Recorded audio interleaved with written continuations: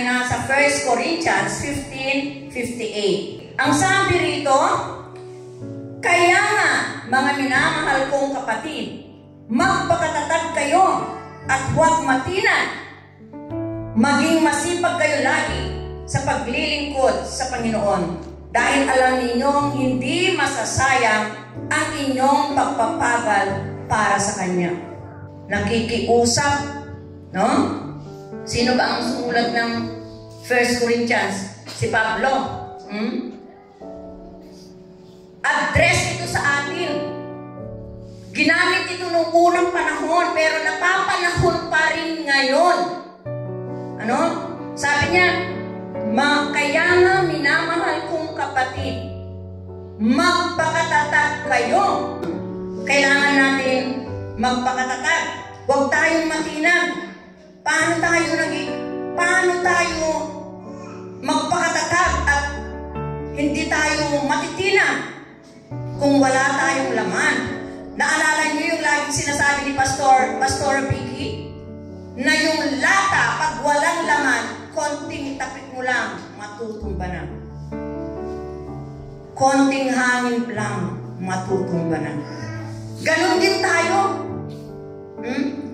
Kung wala tayong laman, ibig sabihin, wala tayong alam na verse, kahit isa, sa mga pangako ng Panginoon.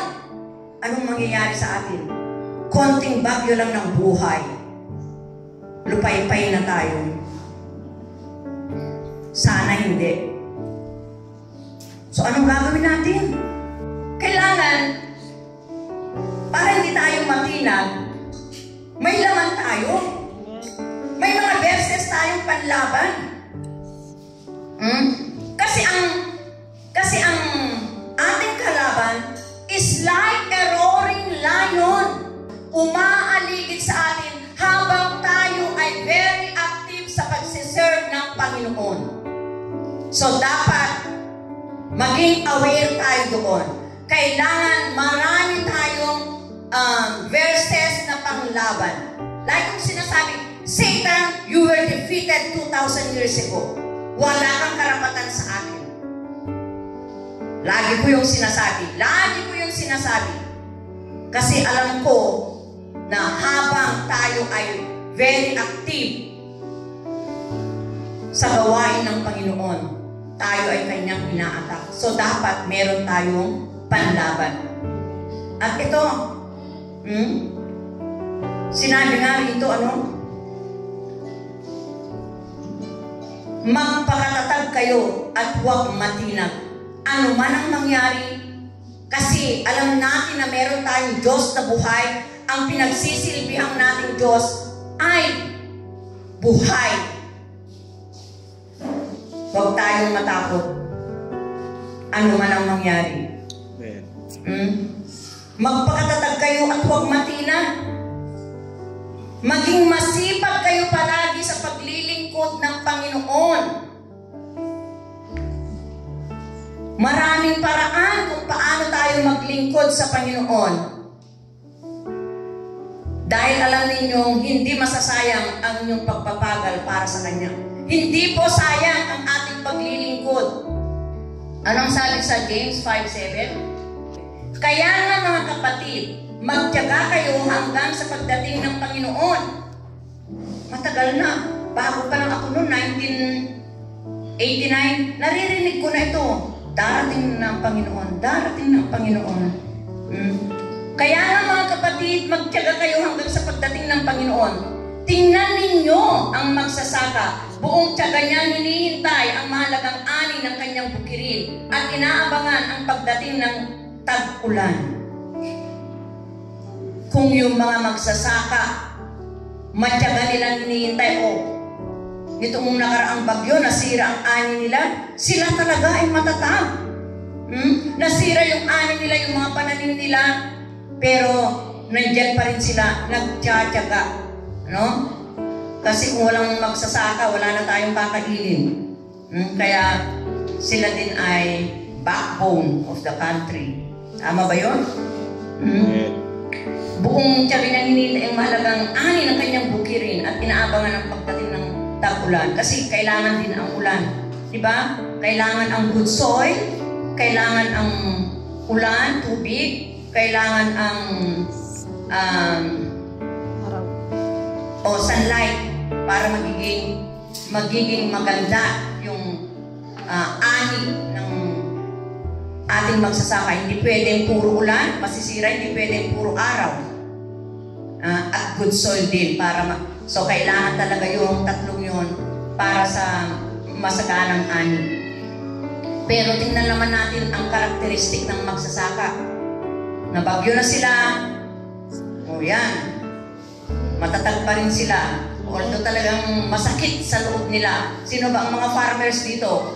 Diba? Kung nabagyo, yung pananim, parang yung mister ng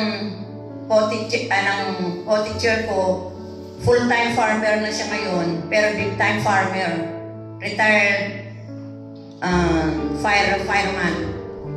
Malaki ang lupain nila. Katatanim yata nila, ayun, diba? Binaha ang karulay, ang mabuhay, salay, ang nafunan, at saka tugayon. So, malaki din yung nawala sa kanila. So, pero, nakatayo pa rin. Kahit yung simpleng magsasaka, nakatayo pa rin. Kasi wala naman din silang magagawa. Di ba? Wala din naman silang magagawa. Kung hindi, tanggapin na lang. Ganon din tayo maging matatag. Kailangan maging matatag tayo. Anumang sirkumstansya ang kinalalagyan natin, kailangan maging matatag tayo.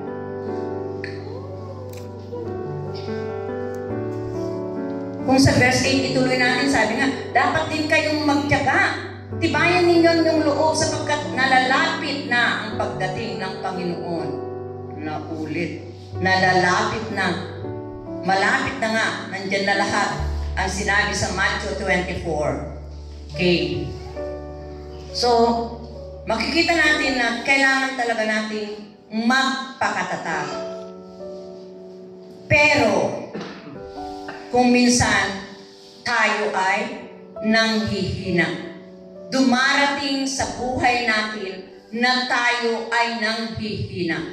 Ngayon, ano nga ba ang mga dahilan ng panghihina natin? Una, discouragement, pagod. Alam niyo ba ang kwento na yung nasa 1 King 19, gusto kong basahin. Maaga pa 9:20 pa lang. 1 Kings, buong chapter. Ayan, ito na. Para lang maintindihan, babasahin ko para maintindihan natin yung kwentong ito. Ang pamagantay, nagpunta si Elias sa Sinai. Alam niyo siguro yung kwento nito? Sinabi ni Haring Ahab sa kanyang asawang si Jezebel ang lahat ng ginawa ni Elias at kung paano pinatay ni Elias ang lahat ng mga propeta ni Baal. Kaya nagpadala si Jezebel ng isang subo upang sabihin kay Elias, patayin sana ako ng Diyos.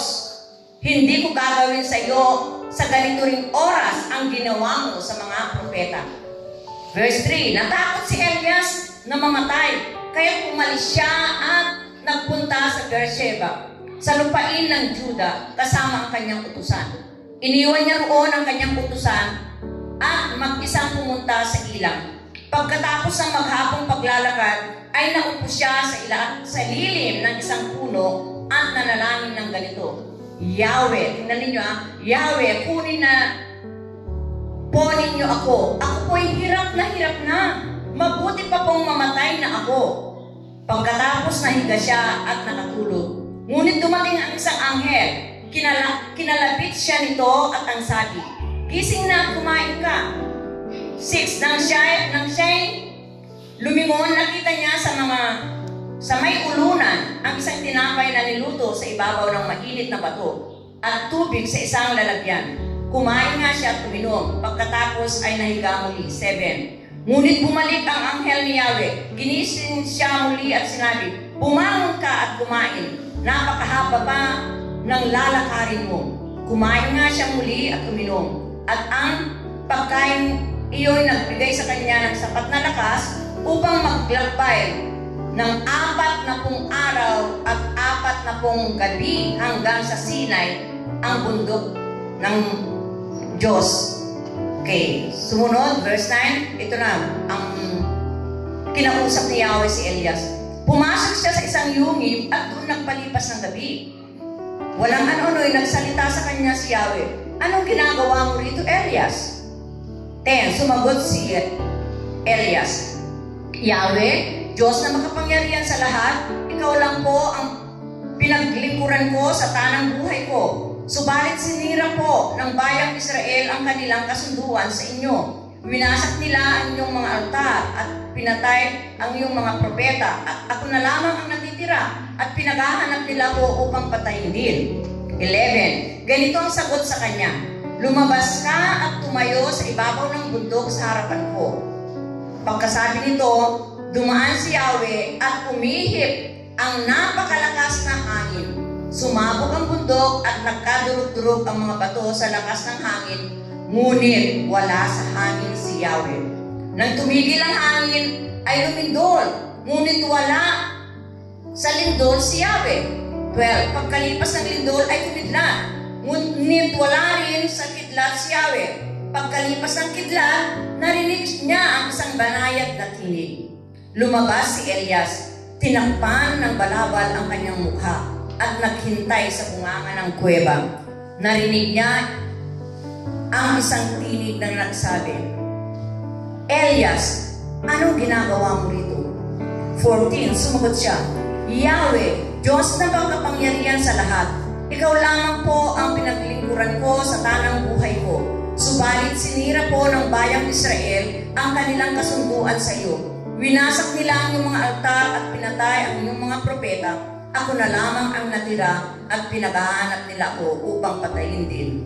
Sinabi sa kanya ni Yahweh, bumalik ka sa ilang na malapit sa Damasco. Pagkatapos pumasok ka sa lungsod at buhusan mo ng langis si Hazael bilang hari ng Syria at si Jehu na anak ni Nimsi bilang hari naman ng Israel. Buhusan mo rin ng langis si Eliseo na anak ni Safat na taga-Abel Mehola bilang propeta na kahalili sa iyo. 17. Ang makaligtas sa tabak ni Hazael ay papatayin ni Jehu. Ang makaligtas naman sa tabak ni Jehu ay papatayin ni Eliseo. Ngunit 7,000 sa Israel ang ililigtas ko. Ang mga taong hindi lumulod sa kay Baal at hindi humahalik sa kanyang imahen. Okay, ang paghirang kay Eliseo. Umalis si Elias at natagpuan niya si Eliseo na nag-aalaro. 12 pares na ng torong ginagamit niya at kaagapay siya ng muling pares. Pagdaan ni Elias sa tapat ni Eliseo, inalis ni Elias